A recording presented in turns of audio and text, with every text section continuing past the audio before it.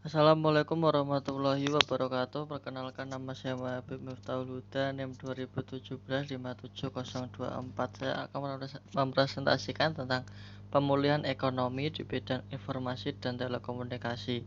Pendahuluan, perusahaan yang bergerak di bidang telekomunikasi sangat berpengaruh pada masa pandemi seperti ini. Perusahaan yang telekomunikasi menjadi kebutuhan tersier bagi karyawan, mahasiswa, dan siswa karena peraturan pemerintah yaitu work from home yang mengharuskan melakukan pekerjaan dari rumah.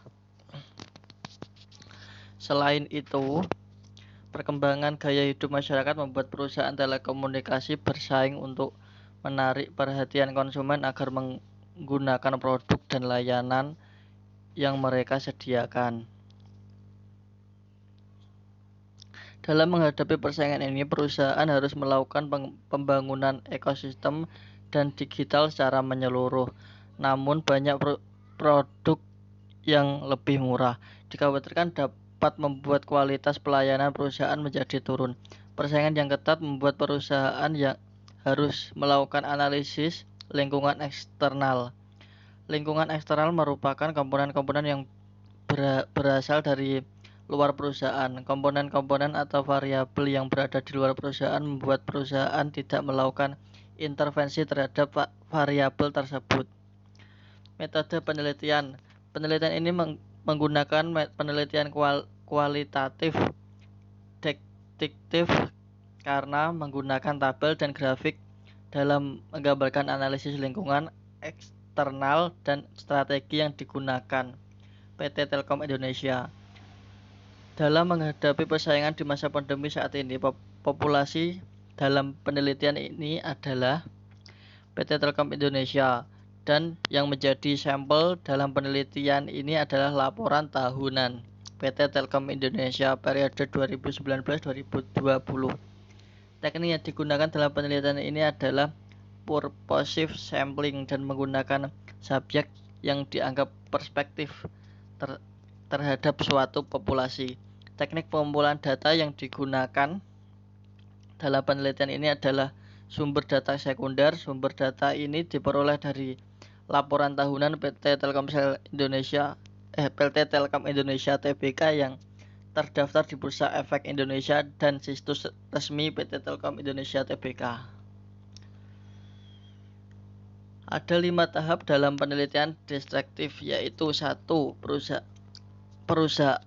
Perumusan masalah yang sedang dihadapi perusahaan dengan mengajukan pertanyaan yang harus dicari menggunakan data tersedia. Pertanyaan yang diajukan harus mengandung variabel yang berhubungan dengan penelitian ini. 2. Menentukan informasi yang diperlukan untuk menjawab masalah yang telah dirumuskan. Penelitian ini menggunakan informasi kuantitatif karena informasi yang diperlukan berupa data dalam bimbingan angka. 3. Penentuan prosedur. Pengumpulan data dengan metode kualitatif perusahaan. Penelitian harus dirumuskan dengan jelas agar dapat memberikan arah yang pasti terhadap sumber daya. 4. Menentukan prosedur pengolahan informasi dengan tujuan untuk pendahuluan atau penjagaan. Pengolahan informasi biasanya menggunakan statistik destruktif atau statistik intersial. Statistik inversial adalah teknik statistik yang digunakan untuk menganalisis dan sampling hasilnya diberikan untuk populasi. Statistik ini akan cocok digunakan bila sampel diambil populasi yang jelas. Teknik pengambilan sampel dari populasi dilakukan secara random. 5. Menarik kesimpulan dari penelitian berdasarkan hasil penelitian dari data yang telah dilakukan. Penelitian ini akan menyimpulkan dengan cara menjawab pertanyaan-pertanyaan penelitian, pengumpulan semua jawaban dalam satu kesimpulan mengenai permasalahan secara keseluruhan. Hasil dan pembahasan. Analisis lingkungan eksternal adalah identifikasi faktor-faktor dalam perumusan strategi dalam menghadapi ancaman dan peluang pada PT Telkom Indonesia. Tbk analisis ini ditujukan agar mengambil keuntungan dari peluang dan menghindari dari ancaman. Berikut adalah peluang dan ancaman yang berasal dari lingkungan eksternal perusahaan, antara lain. 1. Peluang antara lain A. Permintaan masyarakat yang tinggi terhadap akses internet adalah pasar yang potensial bagi perusahaan.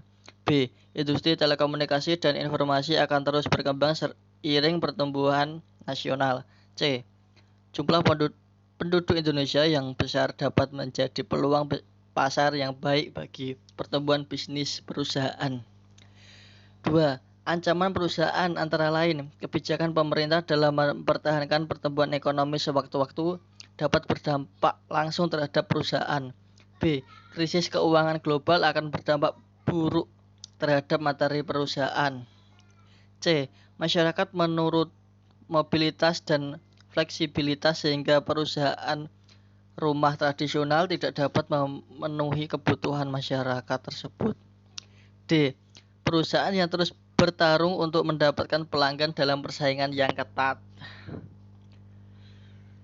Berikut adalah gambar laba bersih PT Telkomsel Tbk pada periode 2019-2020. Dan berikut adalah grafik data PT Telkom Tbk Indonesia 2020-2021. Berdasarkan grafik di atas dari gambar yang di atas tadi, dapat dilihat laba bersih PT Telkom Indonesia Tbk meningkat sebesar 22,14% dari tahun 2019 sampai 2020. Peningkatan laba bersih pada tahun 2020 sebesar 20,80, menggambarkan bahwa pandemi telah mempercepat transformasi digital menjadi beberapa tahun lebih cepat dan ini menjadi ruang akses bagi Telkom sejalan dengan langkah perseroan untuk berformasi menjadi perusahaan telekomunikasi digital. Telkom secara aktif terus mendukung upaya pemerintah dalam menangani COVID-19 dan pemulihan ekonomi nasional melalui dukungan konektivitas, platform, dan aplikasi digital, selain juga bantuan sosial. Kami berkomitmen untuk terus hadir memberikan kemudahan kepada masyarakat yang dikarenakan pandemi harus melaksanakan beragam aktivitas secara digital dari rumah termasuk untuk bekerja dan belajar. Berdasarkan grafik 2 di atas dapat dilihat bahwa perusahaan mengalami kenaikan trafik sebesar 43,8% pada tahun 2020 menjadi 9,428 petabyte.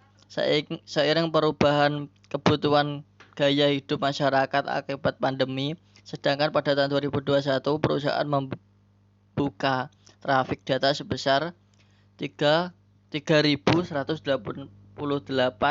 petabyte.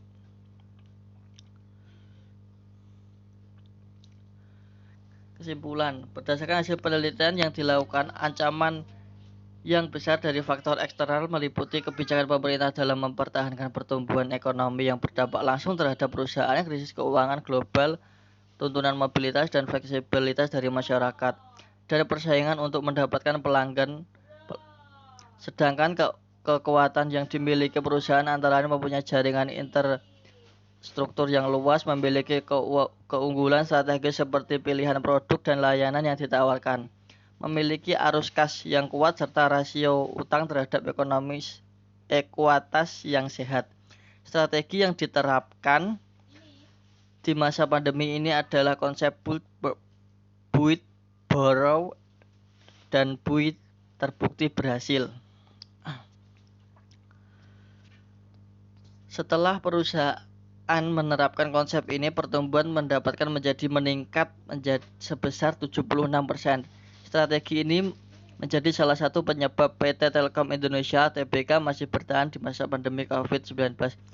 Manajemen serta kinerja baik dalam pengoperasian perusahaan membuat perusahaan ini mampu meningkatkan pendapatan dan laba bersih selama 2 tahun terakhir meskipun karena dampak COVID-19. Keberhasilan kinerja perusahaan dikarenakan perusahaan berhasil melakukan analisis lingkungan eksternal. Terima kasih, sekian presentasi dari saya. Apabila ada salah-salah kata, saya mohon maaf. Assalamualaikum warahmatullahi wabarakatuh.